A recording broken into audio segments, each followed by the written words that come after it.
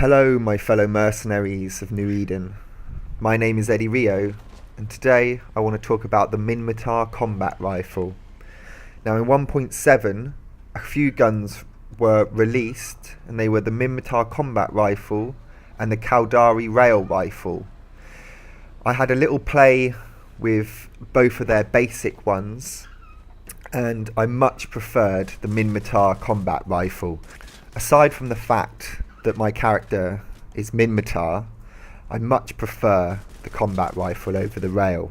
With the rail rifle, you have a few milliseconds, half a second, before your gun actually fires from when you press the trigger.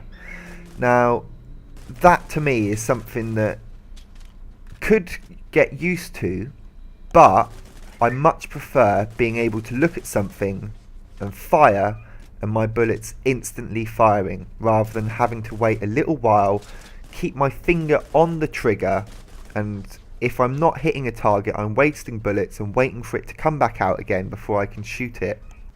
Now, this weapon is also scoped, or you can have the scoped variant of it, which I much prefer because it reminds me of the tactical assault rifle. I also much preferred the tactical assault rifle over the other assault rifles, as I much prefer that high damage, high accuracy, precision weapon with a low rate of fire, but that you control, and it's up to you to get that accuracy on the target and to hit that fire button just as you're looking at that target. And that to me takes more skill and involvement and enjoyment out of the game that I prefer. Of course, I'm not dissing the rail rifle, and far from it. It is a great weapon, and I've seen many of my friends do incredibly well with it, but you just need a different set of skills compared to what you need for the combat rifle. And as I used to use the tactical rifle, this better suits my particular skills, and I feel much more comfortable with it because it feels very familiar to me. But I must say it is a lot better than the tactical assault rifle.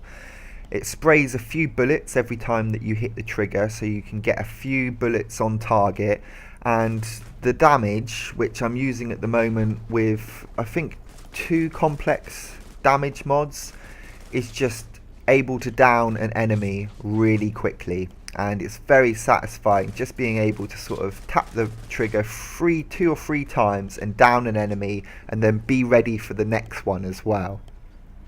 I would say the main advantage that this gun also has over the tactical assault rifle is that up close it's still manageable, and you can still do damage to your enemies up in a close situation, which with the tactical assault rifle was very difficult to do. But with this, with a hip fire, you can still do damage to your enemy, which is great. So it's kind of got the all-round ranges. Obviously, as you can see there, I managed to down that enemy quite close with the hip fire, which is pretty good, and it does work okay. So yeah, after realising that I much preferred the Minmatar Combat Rifle over the Caldari Rail Rifle, I quickly skilled it up to prototype level. Now, I'm not using the prototype weapon here.